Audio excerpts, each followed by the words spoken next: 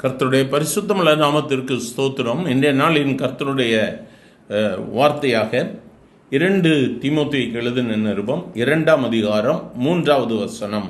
நீயும் இயேசு கிறிஸ்துவுக்கு நல்ல போர்ச்சேவகனாய் தீங்கு அனுபவி. எனக்கு அருமையானவர்களே, பவுல் அப்போஸ்தலன் தீமோத்தேயுவை பார்த்து சொல்லும் பொழுது சொல்லுகிறார், நீயும் ஒரு நல்ல போர் சேவகனை போல இயேசு கிறிஸ்துவுக்கு போர் சேவனாக இருப்பது மட்டுமல்ல, தீங்கு அனுபவிக்க ஆயத்தமாயிரு. இந்த நாட்களிலும் நாம் கிறிஸ்துவனிடத்தில் எதை எதிர்பார்க்கிறோம்? என் வாழ்வில் செழிப்பு, என்னுடைய குடும்பத்தில் செழிப்பு இருக்கணும்னு எதிர்பார்க்கிறோமா?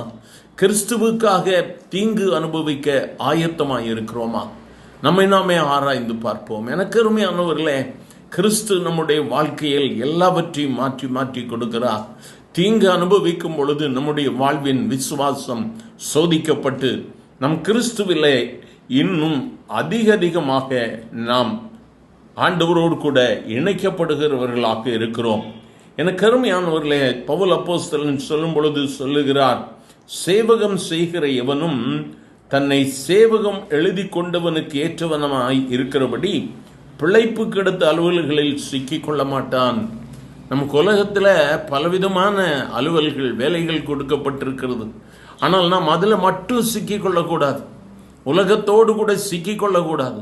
உலகத்தின் காரியங்கள், உலகத்தினுடைய குடும்ப காரியங்கள் எல்லாத்திலையும் நம்ம பங்கு பெறணும்.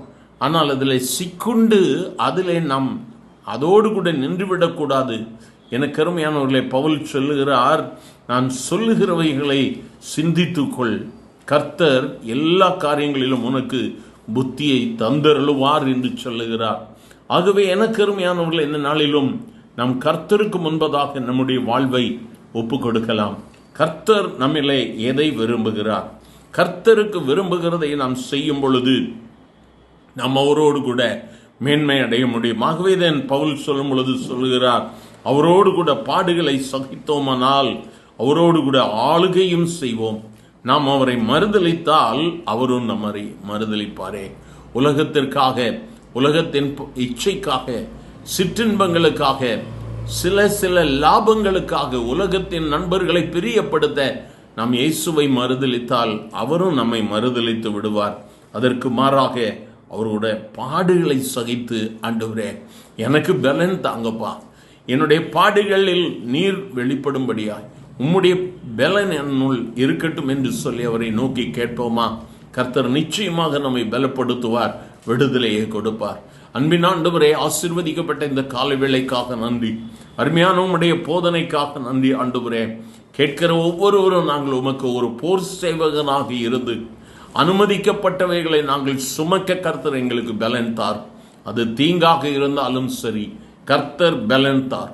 நீங்க அனுமதிக்கிறவைகளை நாங்கள் சுமக்க வேண்டும்.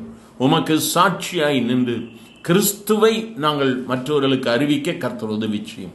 ஆசீர்வதியும். இயேசுவின் நாமத்தில் பிதாவே, ஆமேன், ஆமேன்.